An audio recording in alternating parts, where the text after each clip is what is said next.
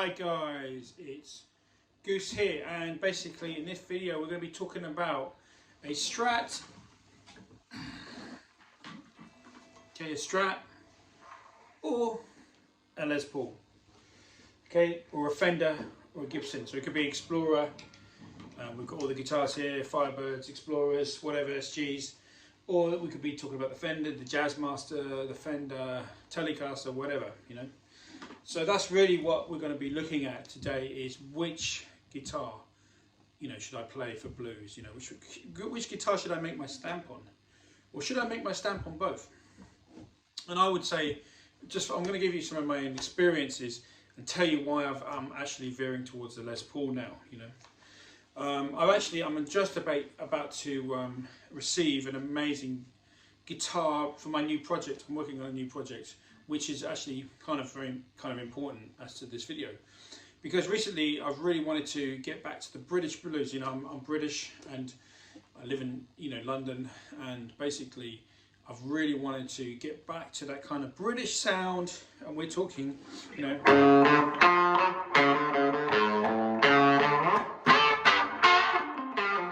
that sort of Cream stuff, and Peter Green, Mick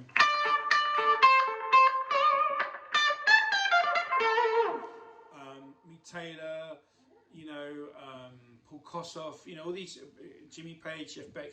This is kind of like the British blues, and really I'm British and I'm playing blues, and the British, if there is such a thing as British blues, I'm just a musician. It's not it's not for me to just say, but if there is such a thing as British blues, like there is Chicago blues and Mississippi blues and Texas blues, whatever, then the British blues is a Marshall JTM 45 and a Les Paul. So that's what I'm using on my new album. It's basically a Les Paul, although these are kind of copies but made with the same wood, the same, all the same sort of appointments, all the measurements are the same. These aren't the real, this is not real burst, although I am playing a real burst on the album, or 2 or 3 actually. But what I play live are approximations of the guitars made between 1958 and 1960, which we would call bursts. And when you say a burst, you're talking about those guitars. And that's what the British guys did, they played that sound. So that's kind of like really the British blues sound. And for years I was playing Stevie Ray Vaughan, with a Strat tuned to E flat. And I thought, kind of like with this new album, at my age, I'm thinking, do I really want to be pretending I'm from Texas, when kind of there's already like a kind of a blueprint British blues sound, if, like I said, to coin the phrase, if I may or not. I don't know if that's correct or not, but anyway, I'm not from Texas. And there's so many people doing it. There's so many people doing this kind of Texas blues sound, as there are kind of, wannabe British blues guys. But what I'm saying is I'm not from Texas. It's not my place. It's not my place of being. So I'm just thinking, maybe I should just play like the guys who played in Britain, who played in London. And what do they use? They used a British amp. They used the JTM 45, which is not like, people say, yeah, it's a copy of a Bassman. Yeah, but is it? I don't think it is really, because it sounds different. Bassman sounds like a Bassman. JTM 45 sounds very different, as we know, because obviously the components are different. The speakers are different. The transformers are different. So, that's what I'm kind of now, my new album is a JTM 45 Mark II and a burst, or a burst replica, but like I said, I'm using the real burst as well. But that's the thing, is that's what I've made that decision, and sometimes you need to make a decision, because sometimes you're going back and forth between a Fender Strat and a Les Paul, and it's kind of good in a way sometimes to stick to one thing. And this is what I'm saying, especially when you're starting out, especially if it's your first guitar you're going to buy, or your second guitar and you're really getting serious about learning blues, that's the style you want to learn. I think it's really good to just pick one guitar and then really learn the players that were great on that guitar. Like obviously on the Les Paul, you've got all the Allman Brothers in America, you've got the American players, but really the Les Paul is kind of the British guitar in the blues sort of idiom. The burst, we're talking about the burst because obviously the gold tops with Muddy Waters used a gold top, John Lee Hooker used a 52, You know all those guys. Freddie King used a 53, 54.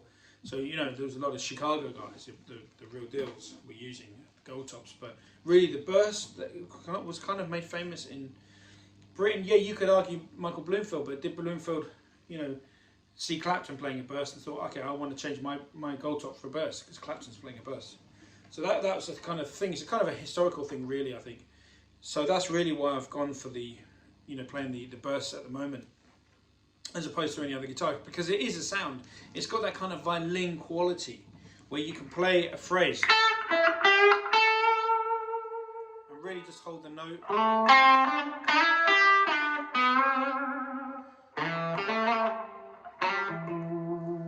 It's a different way of playing, different mentality. When you play Les Paul, you're thinking differently as to when you're playing a Strat, And I'll give you an example of playing the Strat. So hopefully this will work. It's a bit of work.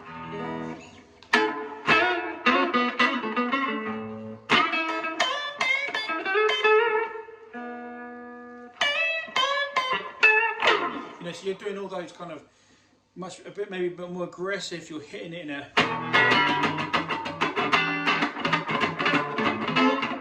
you can do all that sort of funky, all this kind of. It's just a different. It's like more of an R&B guitar, I see it as. But for blues as well, you're kind of playing it in a different way. You're expressing.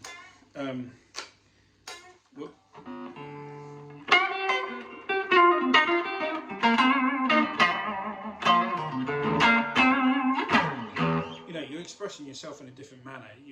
You have to, because it's a different instrument. So you can't play on a Les Paul really. Well, you can play, but you can't, because the feel is going to be slightly different. The way you hit the guitar is going to be different. The physicality of the of the fretboard is a different scale, and all these kind of things come into play.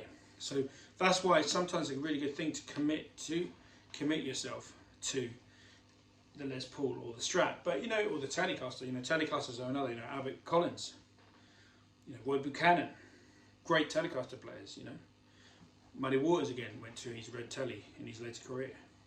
So with that in mind, just have a think about, what guitar you're going to make your stamp on, you're going to make your mark on, your legacy. And that's something to think about. But interestingly, a lot of the British guys that played a Les Paul early on in their career switched to a Strat in their later career. So Eric Clapton switched to a Strat. Jeff Beck switched to a Strat, well, Dave Gilmour I know the gold top, but he was kind of then known as a Strat player. But a lot of these British kind of guys, blues guys, went to a Strat ultimately because it's a little bit more accessible, and then Jimi Hendrix is kind of calm. But for me, really, the golden period of British guitar playing was the Les Paul in the mid to late 60s. That really was a British sound encapsulated. It wasn't a Stratocaster that was making that sound.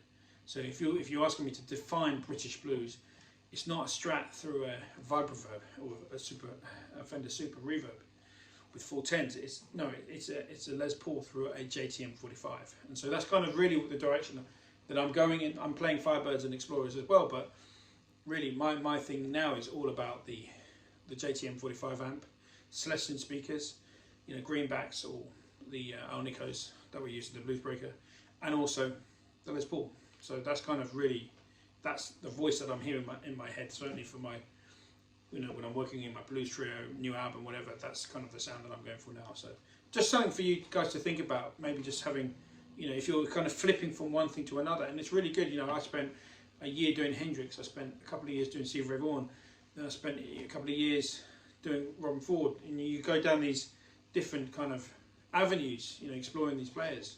But ultimately, you need to come back and find yourself, find your own sound and your own thing. And if you're flipping all the time, you can do that. I mean, if you're making an album, you might want to do the rhythm